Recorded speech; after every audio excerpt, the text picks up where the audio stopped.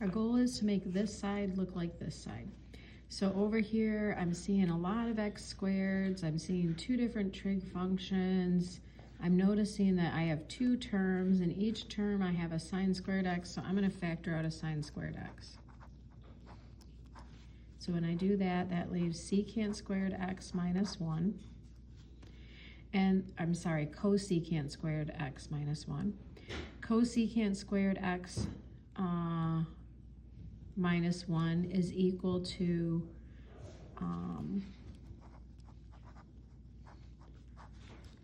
cosecant squared x is equal to 1 plus cotangent squared x. I just realized there's a way easier way to do this.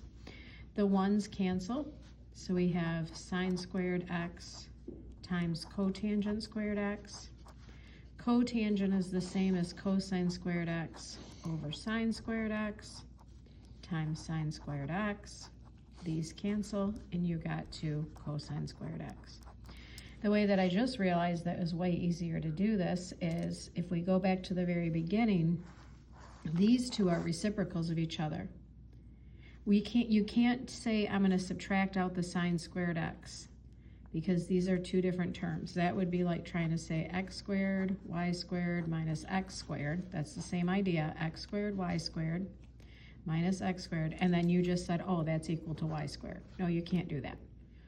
But what I can do is sine squared x times cosecant squared x. I can change that cosecant squared x to its reciprocal.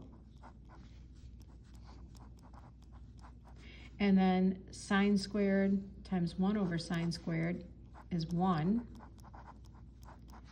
And then 1 in the Pythagoreans is equal to sine squared x plus cosine squared x.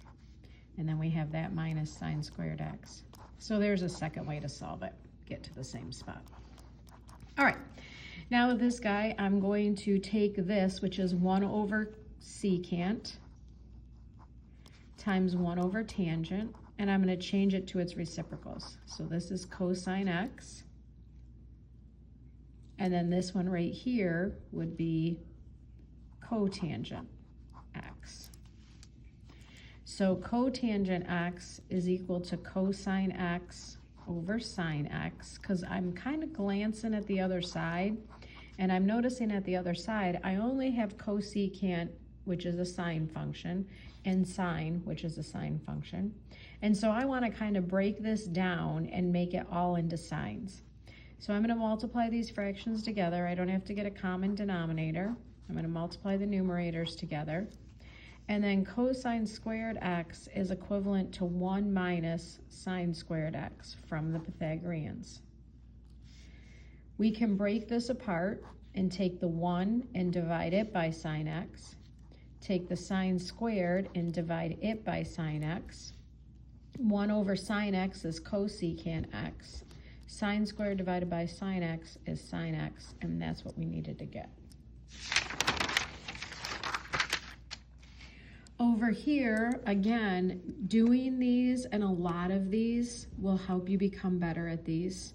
I noticed that I have 2 terms and I want to make it into 1 term. So I want to add these guys together. But in order to add these guys together, I need to have a common denominator. So I'm going to put that tangent x over 1. I'm going to leave this alone. My common denominator is going to be tangent x, so I'm going to multiply the top and bottom of this by tangent x. So on top I have tangent x times tangent x, which is tangent squared x. On the bottom I have 1 times tangent x, which is tangent x. Now I can add the numerators, which I really can't add them, but I can at least combine them into one statement. And 1 plus tangent squared x is secant squared x. There we go. And then this last one, again, I'm kind of looking here over to here. I want to go from 3 trig functions down to 1. I know that cotangent is the reciprocal of tangent, and tangent's already down there in the denominator. If only this was equal to 1, and I'd have 1 over tangent, which is equal to cotangent. Well, guess what? Cosine u times secant u, those are reciprocals of each other. So let's change the secant u into a cosine u, 1 over cosine u to be exact. These will cancel. You have 1 over tangent u, which is equal to cotangent u. Back here, they want us to evaluate this. This is the inverse cosine. This is also the inverse cosine. It's just a different way to write it. So this means inverse cosine of -1/2. So here we're looking for the angle whose cosine value is square root 3/2. So we're looking for a cosine value that's square root 3/2 that happens at pi/6. Here we're looking for a cosine value who is -1/2. Cosine is equal to -1/2 in quadrant 2. It's 2 pi/3.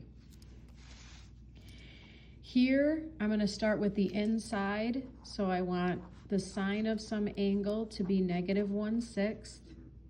Well, I don't know any angle on the unit circle, so I'm going to draw a triangle and label my angle, this guy, according to this formula. So the opposite side is 1. I'm going to ignore the negative for right now. The hypotenuse is 6. And then for the tangent, I'm going to take the tangent from this, which is the opposite side, over the adjacent, but I don't know the adjacent side, so I'm going to have to find it. So I'm going to do a squared plus b squared equals c squared. So 1 squared plus b squared equals 6 squared. So 1 plus b squared equals 36. So b squared equals 35. So b equals the square root of 35. So this is the square root of 35. So the opposite side is 1. The adjacent side is root 35. When I rationalize that, I get root 35/35. And then this ends up being negative. Remember, I ignored that negative. Ignored it totally. But I have to think about it at the end. Inverse sine is negative in quadrant 4. Because remember, inverse sine, although it's technically sine is negative in quadrant 3 and 4, inverse sine is only defined in quadrant 4. So we're living in quadrant 4, tangent is negative there, so we have to have negative square root 35/35. Here we're going to simplify inside. The cosine of 7 pi/4 is root 2/2. Cosine 7 pi/4 in quadrant 4. Cosine is positive, so it's going to be that. Then I want the inverse cosine of of square root 2/2. So I'm looking for the cosine of what angle is root 2/2. Where is the x value? Root 2/2, and that's at pi/4.